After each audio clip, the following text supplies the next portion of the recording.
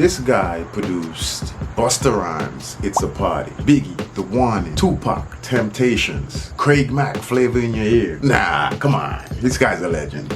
Every artist have a story, whether you're the smallest artist or the biggest artist. What will define you is your preparation.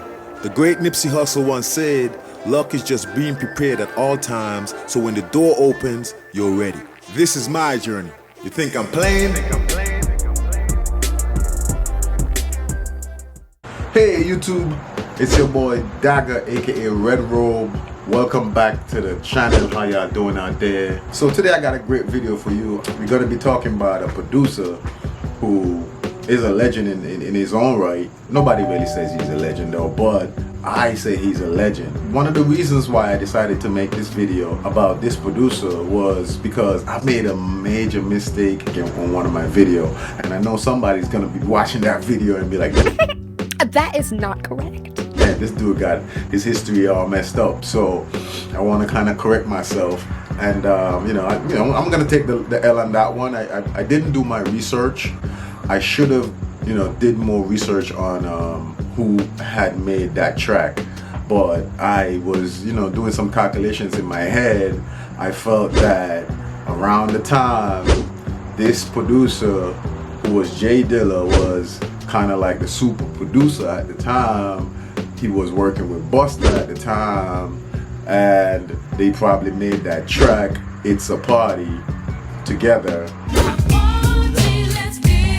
It kind of sounded like a Dilla beat, but it turned out that is not correct to be the beat of no other than the man himself, Easy Mo B.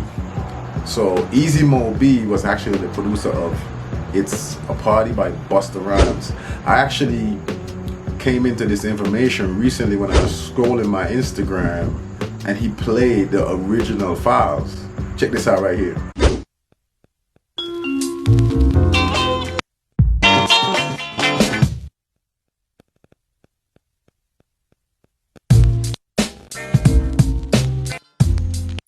This guy basically is the only known producer that worked with Biggie and Tupac in their heyday. Like he's the only guy, even when they were like going back and forth at each other, he was still working with both guys. So he's like the only known producer that worked with both Tupac and Biggie, and all of the songs that I know, and I listened to these songs coming up as a teenager, all of the songs are just like real bangers. Like Going Back to Cali by Biggie.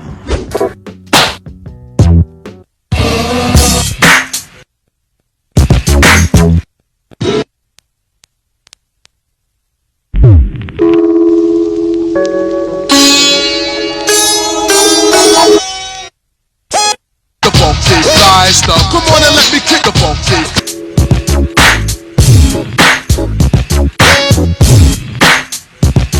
Flavor in Your Ear, the remix with Busta, Biggie, Temptations by Tupac. Like I remember just playing Temptations by Tupac over and over. The beat just sounded kind of just like like it just pulled you in, and Tupac was just like killing it with what he was saying over the song and stuff. Just a lot of iconic hip-hop songs. And he's recently been on his Facebook or Instagram or whatever, his social media, and he's been actually playing the original files that he made these beats from. And all these beats are iconic beats.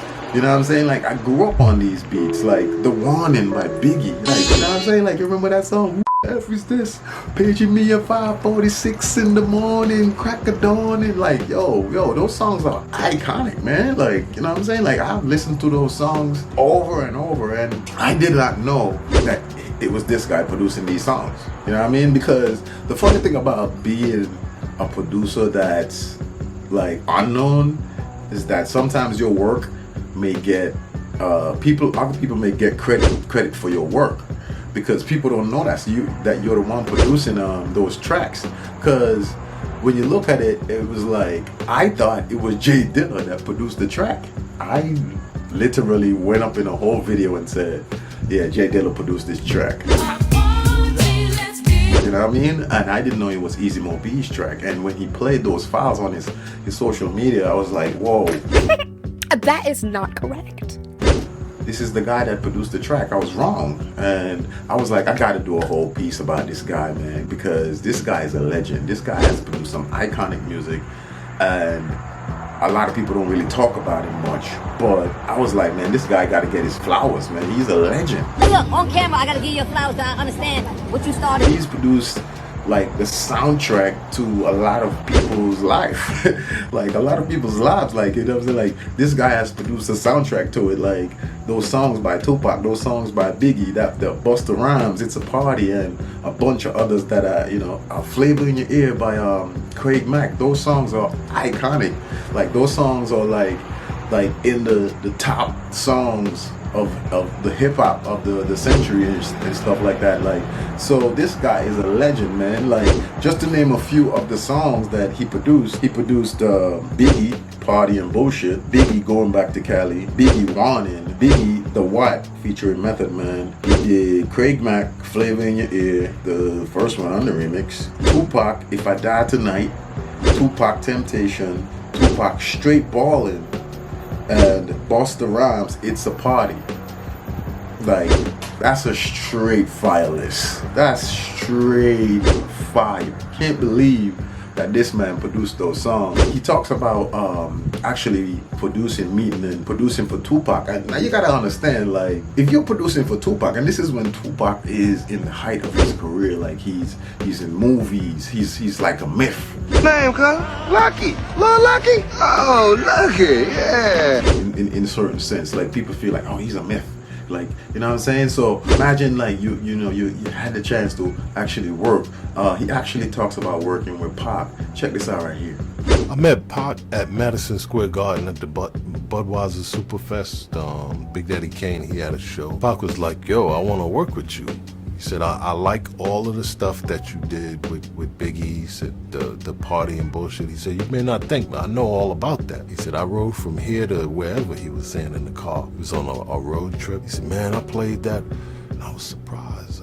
He said, listen, I'm filming a movie in New York. He said, why don't you come by the set? And I'm real busy and everything, but when I have a break, come and play me something. So that's what I did. And when I went and I played him and stuff, he picked one joint in the first visit that I did to the movie set, and that one was Temptation. It became Temptation. And then came Straight Ballin'. He did a whole bunch of big batch of records with me, and he threw them, dispersed them on the different albums, like.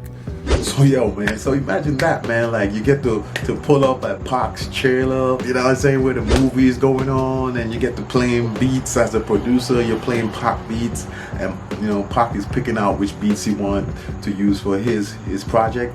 And man, that must have been a good time, man. That must have been dope. You can imagine, like, they was just probably like sitting in the trailer. Pac was just probably like lighting up Moby's, just like pulling up the beats and playing. Man, that must have been good. But the interesting thing about this producer is that he got to work with both Pac and Big. You know what I'm saying? Like, a lot of people don't get those kind of opportunities. He was either on one side, and he even spoke about falling out with Pac. Like, he himself didn't fall out with Pac, but there was a situation where he said he saw Pac somewhere. Oh, yo, I looked over. It was Pac, and I rolled the window down. I said, yo, Pac. I said, yo, what up, man? It's Mo B. He looks up, because he had to look up. He's in a drop top. He had to look up. He looked up. He said, and kept waiting for the light. The light turned, it changed, and he drove off. And that's when I said, you know what? Yeah, he don't want to deal with people from New York no more. I am crazy. But you know what else? I don't give a fuck.